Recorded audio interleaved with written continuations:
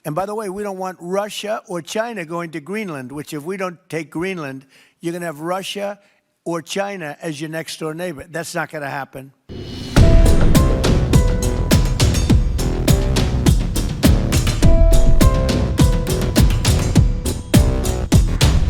Amerika Serikat di bawah kepemimpinan Presiden Donald Trump kembali menghidupkan wacana kontroversial mengenai pengambil alihan Greenland baik melalui mekanisme akuisisi maupun dalam skenario ekstrim, penggunaan kekuatan militer.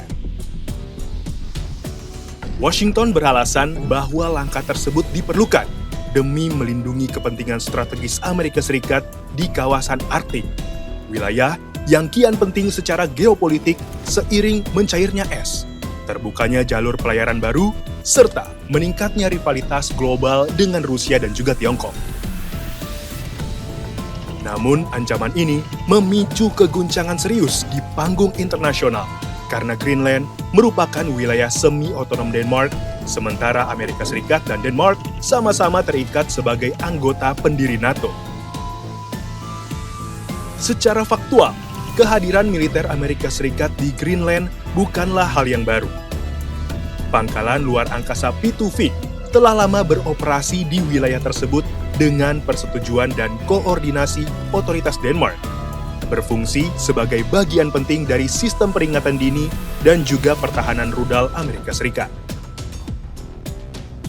Karena itu, banyak pihak menilai bahwa dalih keamanan yang digunakan Washington sulit dibenarkan jika sampai harus berujung pada pengambil alihan wilayah. Pernyataan Trump justru dipandang sebagai ekskalasi politik yang berpotensi mengganggu tatanan aliansi Atlantik Utara. Respons internasional pun muncul dengan cepat. Para pemimpin Eropa dan Kanada secara terbuka menyatakan dukungan terhadap Denmark dan juga Greenland, sekaligus mulai menyusun langkah antisipatif jika ancaman tersebut benar-benar diwujudkan. Para analis menilai, skenario ini akan menjadi preseden yang belum pernah terjadi sebelumnya dalam sejarah NATO, yakni ancaman agresi terbuka dari satu anggota terhadap anggota lainnya. Situasi ini secara langsung menantang kredibilitas NATO sebagai aliansi pertahanan kolektif dan memunculkan pertanyaan mendasar mengenai batas, makna, serta relevansi Pasal 5 Perjanjian Atlantik Utara. Pasal 5 merupakan inti dari NATO yang menyatakan bahwa serangan bersenjata terhadap satu anggota dianggap sebagai serangan terhadap seluruh anggota. Prinsip ini telah menjadi fondasi solidaritas transatlantik sejak NATO berdiri pada tahun 1949 dan menjadi jaminan keamanan utama bagi negara-negara anggotanya. Namun, pasal ini hanya dapat diaktifkan melalui persetujuan bulat seluruh anggota. Dalam konteks konflik antar anggota, ketentuan tersebut justru menciptakan paradoks, yaitu NATO tidak memiliki mekanisme untuk memerangi salah satu anggotanya sendiri, sehingga potensi konflik internal akan berujung pada kebuntuan politik dan juga militer. Sejarah NATO menunjukkan bahwa ketegangan internal memang kerap terjadi, meski selalu berhasil dicegah agar tidak berkembang menjadi perang terbuka. Inggris dan Islandia misalnya, terlibat dalam Perang Ikan Kod antara 1958 hingga 1976. Sebuah konflik panjang yang melibatkan konfrontasi angkatan laut dan tekanan diplomatik akibat sengketa wilayah penangkapan ikan. Meskipun sama-sama anggota NATO, aliansi tersebut memilih jalur kompromi demi menjaga kepentingan strategis yang lebih besar, terutama terkait pengawasan terhadap Uni Soviet. Contoh paling mendekati konflik bersenjata terjadi pada tahun 1974, ketika invasi Turki ke Siprus hampir memicu perang terbuka dengan Yunani.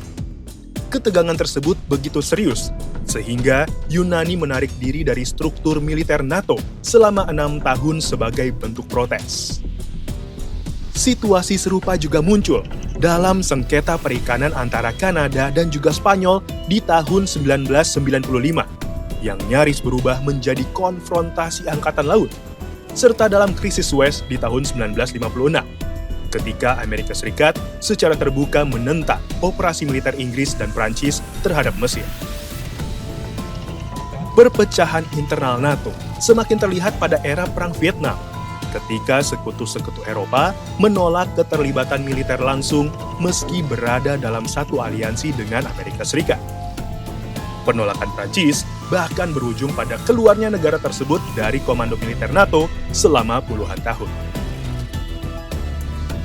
Ketegangan serupa terulang dalam pengeboman Kosovo di tahun 1999, Perang Irak di tahun 2003, dan intervensi Libya di tahun 2011, di mana perbedaan kepentingan nasional menyebabkan NATO bergerak lambat, terpecah, atau bahkan memilih tidak terlibat secara resmi.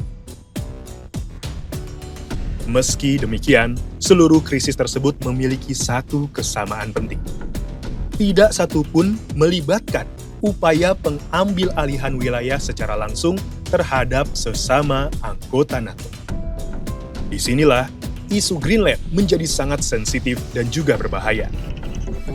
Jika Amerika Serikat benar-benar memaksakan kehendaknya, NATO akan menghadapi dilema eksistensial yang belum pernah terjadi sebelumnya antara mempertahankan prinsip pertahanan kolektif atau menerima realitas bahwa kekuatan terbesar dalam aliansi dapat bertindak sepihak tanpa konsekuensi.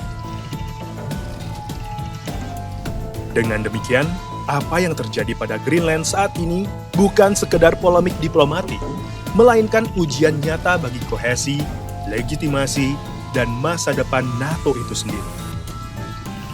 Pertanyaan mendasarnya bukan lagi apakah NATO mampu menghadapi ancaman dari luar, melainkan apakah aliansi ini sanggup bertahan ketika ancaman justru datang dari dalam.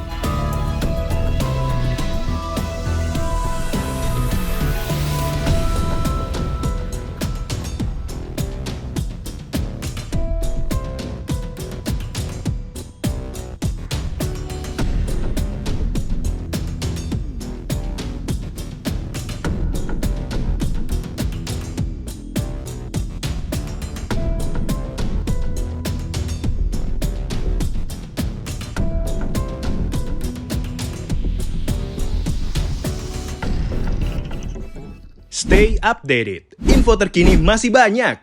Jangan lupa subscribe, like, dan share YouTube official OKZone. Dan selengkapnya ada di okezone.com.